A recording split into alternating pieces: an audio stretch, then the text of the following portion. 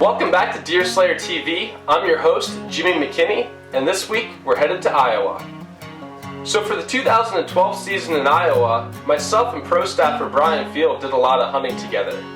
Brian and I were students going to school in Iowa, so we had the luxury of Iowa resident tags, but what we lacked was hunting property. And what we actually did was we hunted a lot of public ground.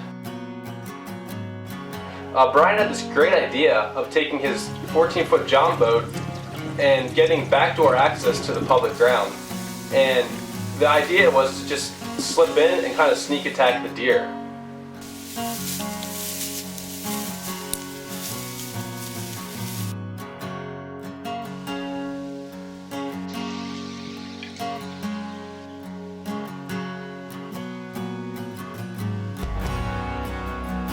It definitely worked.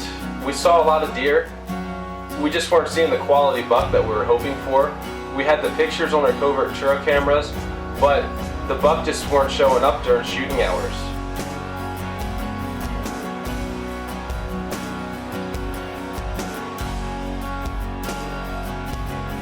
So we're approaching the end of October, and one of my X-list bucks actually showed up, and I was a little bit disappointed. This is one of the biggest buck I had ever seen, let alone capture on film, and he had a half rack. I let it get into my head a little bit, and I was really frustrated. And then I came to realize, deer hunting is not meant to be this way. So I called Brian up and said, Brian, we had a lot of fun at the beginning of the deer season. I said, let's meet up and hunt again. He said, all right, let's go. And what I said was, hey Brian, listen, let's both take our bows. I said, you can shoot the buck, I don't care how big he is, whatever you want to shoot. I have a doe tag, I'm going to shoot a doe. And that's what we did.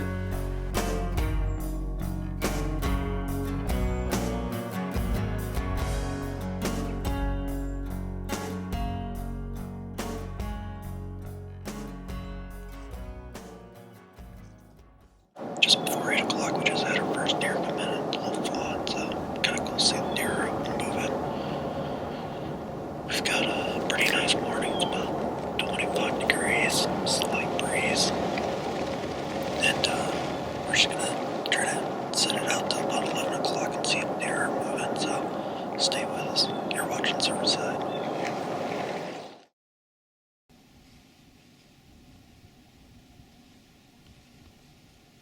We just seen a nice buck. It's about 150 yards, so we throw some grounds. We'll see what happens. Stay with us. So we're only sitting there for about an hour, and a buck came cruising the cornfield edge. So I was trying to run the camera, and I reached for my grunt call, and I started grunting at him. Well, the buck paid no mind to it. You could tell that he had one thing on his mind, and he was just on a mission to keep going. So I turned the call around and hit the snort wheeze, and just like that he stopped on a dime, and he turned and started to head it our way.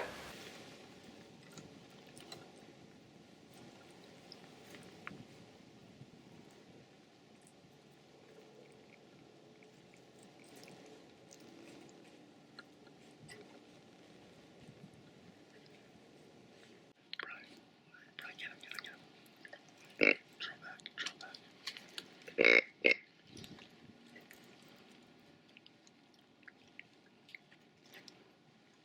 That was an awesome encounter we just had.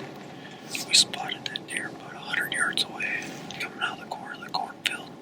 Cameraman Jimmy got on the grunt tube and the snort wheeze and brought it in on a string. We were hoping it was going to come right below us. We needed a better look at that deer. It decided to go straight downwind of us. It's amazing he could pick out where we were and go downwind of us from how far away he was. And we had him right here at 10 yards, and he's got a broken G2 on the left side. And it almost looks like his brow tine on the left side. Having some issues as well, so it's still early in the year. Give that deer the free pass. Stay with us. Hopefully we run into some more Iowa bucks. So we still haven't seen the one of the buck that we were looking for. Maybe we were being a little too picky, but we caught movement, and this time it was a doe. So at this point, I had the camera and Brian was reaching for his bow again. I said, "No, Brian, no, it's a doe." And in the confusion, he took over the camera, and I was able to make a shot.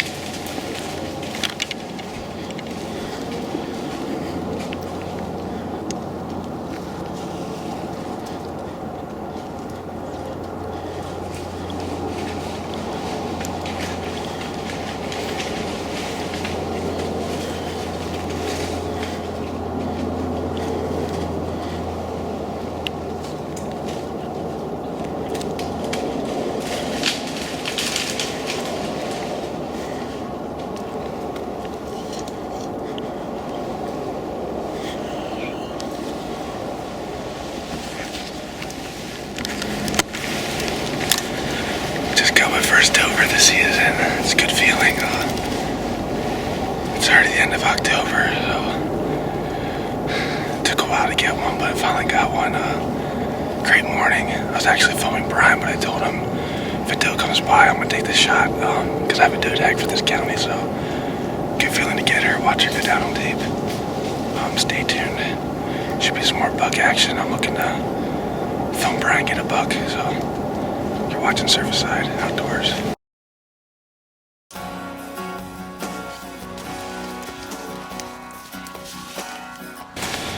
So here's a nice 2012 Iowa doe. Brian and I were actually hunting together. We both had our bows, and I call it movement. And Brian was all ready to go with his bow, and I said, "Brian, it's a doe, it's a doe." I had the doe tag.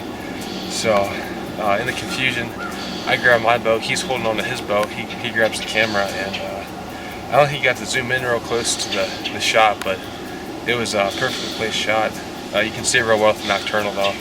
And she might have went 20 yards just across the creek, and that was it. But glad to get a doe. Brian and I have buck tags to fill, so there's going to be a lot more of this coming up end of October, so the rutting activity is really starting to turn on, so I'm glad to get my doe tag filled.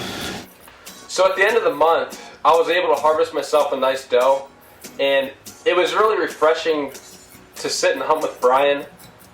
I had definitely beat myself up way too much over these deer, and you know, it's a lesson that everybody can take home. You know, even if you want to shoot a big buck, you can't put too much emphasis on it. Hunting is something that we're supposed to really enjoy and cherish, and if you let it get to you too much that you don't enjoy it, you need to step back and just reassess things. So I hope somebody can take something home from this, and we have a lot of hunting left coming up. Stay tuned for more Deer Slayer TV.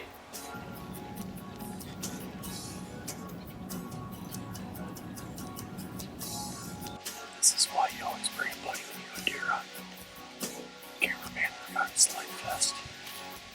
This strap right here is what saves your life. Here at Cervicide Outdoors, we're safety first. I can't always remember everything. If you had any idea what kind of babysitting I have to do, you'd see. But watch him pull his bow up. It's a reminder, put the bow close to the tree.